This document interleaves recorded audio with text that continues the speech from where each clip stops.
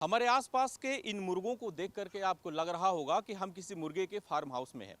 लेकिन जहां पे हम इसमें मौजूद हैं, ये बस्ती जिले का एक थाना है, एक थाने का परिसर है और उस थाने के परिसर में सैकड़ों मुर्गे हर रोज रहते हैं।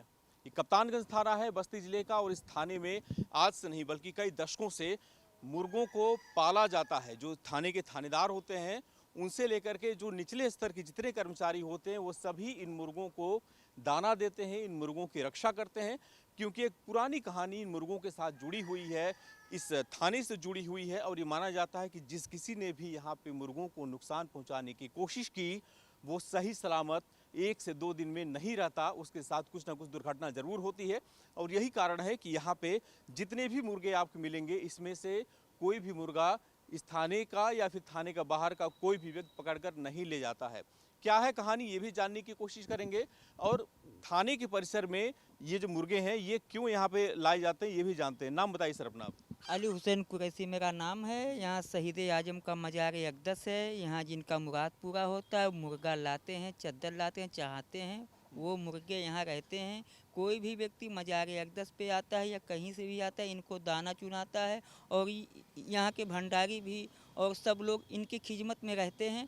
कोई यहाँ से एक मुर्गा भी ले नहीं जाता। अगर किसी ने गलती से खा लिया या मार दिया तो उसका दंड वो 1 ही 2 दिन में भुगत लेता है। अच्छा, तो ये कब से चली आ रही है परंपरा यहाँ पे मुर्गा चढ़ाने की? ये मैं करीब 20 साल से तो देख ही रहा हूँ, जब से मैं नगर से यहाँ आया हूँ। और नगर जाता भी हूँ, कुछ दिन था फिर चला गया, फिर मेरा सिलसिला आने जाने का है। मैं आप ये यहाँ पे देख पूजा अर्चना करते हैं, यहाँ पे मंदिर भी है देख रहे हैं, मजार भी है सामने। ये सामने जो हरे रंग का आप ये बिल्डिंग देख रहे हैं ये मजार है वास्तव में। और यहीं पे शहीद आजम बताया जाता है कि एक बाबा थे जो इसी थाना परिसर में रहते थे और उनकी मृत्यु के बाद से वहाँ पे उनकी एक मजार बनाई गई। और इस मजार पर जो भी व्यक्ति मुर्गा चढ़ाता है, चादर चढ़ाता है, उसकी मान्यता जरूर पूरी होती है। और यही कारण है कि पिछले कई सालों से यहाँ पे मुर्गा चढ़ाने की परंपरा चल रही है। और थाना परिसर के अंदर ही यहाँ पे सैकड़ों मुर्गे आपको हर तरफ घूमते हुए मिल जाएंगे, हर तरफ ये मुर्गे बांग देते हुए मिल जाएंगे।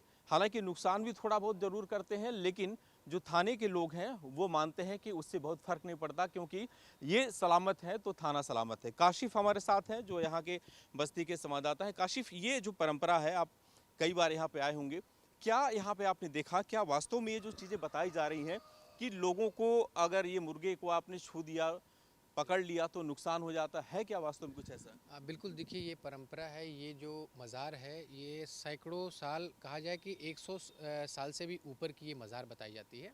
और जब से इस थाने का निर्माण हुआ है तब से यहाँ पर जो भी थानेदार आता है या जो भी यहाँ का पुलिसकर्मी है वो इन मुर्गों की यहाँ पर रक्षा करता है, इनको दाना देता है, इनकी रखवाली करता है, एक तरीके से कह सकते हैं कि थानेदारी करता है। ये यहाँ की परंपरा है। जो भी लोग आते हैं यहाँ पर, जिनकी जो मन्नत होती है वो मांगते हैं, उस मन्नत को, मन्नत पूरी होने के बाद यहाँ पर एक ज़िंदा मुर्गा चढ़ाने की परंपरा। हमने सुना था कि एक कोई यहाँ पर पुलिसकर्मी थे, उन्होंने मुर्गे को नुकसान पहुँचाया था और उनके ऊपर एक बहुत बड़ी विपत्ति का पहाड़ टूटा था, जिसके बाद उन्होंने यहाँ पर आकर के क्षमा याचना की और फिर से एक मुर्गे को चढ़ाया, तब जाकर के उनके सर पे जो मुसीबत थी वो टली है। तो ये परंपरा तकरीबन 150 साल पुरानी है और लगभग 100-150 सालों से यहाँ पर ये जो पूजा अर्चना है, जो मुर्गा चढ़ाने का है, यहाँ पर लगातार अभी तक जारी है। अच्छा, कप्तानगंज थाने के जो मेस के इंचार्ज हैं वो यहाँ पे इन मुर्गों को खाना देते हैं, क्या नाम है आपका? हमारा नाम संजय कुमार है। संजय जी, कितने साल से मुर्गों को आप यहाँ पे पाल रहे हैं, क्या क्या खिलाते हैं आप इनको? सर, चावल हो गया, कुछ लोग लाएंगे, गेहूं डाल देते हैं और चावल भी लाते हैं, वही सब हम लोग खिलाते हैं। तो कभी नुकसान हुआ क्या इन मुर्गों को लेकर के? कहानी है कि अगर किसी ने पकड़ लिया, इनको उठा ले गए या फिर इनको खा लिया तो फिर वो नहीं, वैसे तो खैर इंसान तो नहीं खाते हैं। हाँ।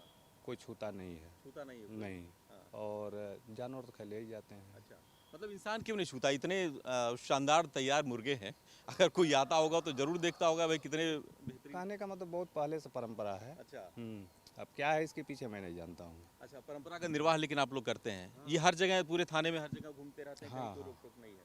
कहीं नहीं, कोई रोक टोक, कोई छूता नहीं लोगों को।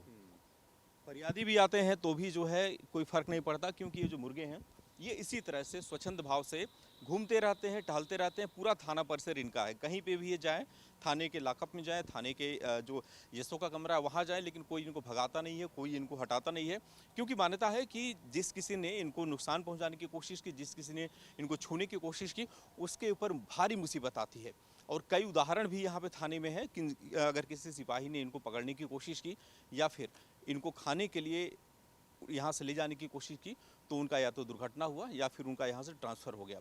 तो एक कहानी बताई जा रही है कि पिछले कई सालों से चलती चली आ रही है यहाँ पे जो मुर्गा चढ़ाने की, और उस परंपरा का निर्वाह आसपास के जो गांव के लोग हैं वो करते हैं। और यही कारण है पूरे थाना परिसर में आपको सैकड़ों मुर्गे हर तरफ घूमते हुए नजर आएंगे, बेफिक्र घूमते हुए नजर आएंगे, क्योंकि पूरा जो थाना परिसर है वो इन मुर्गों की रखवाली करता है। और यही कारण है कि इस थाने को मुर्गों वाला थाना भी बोला जाता है, क्योंकि यहाँ पे कोई भी आता है तो उसका पहला जो स्वागत है वो यहाँ के मुर्गे करते हैं।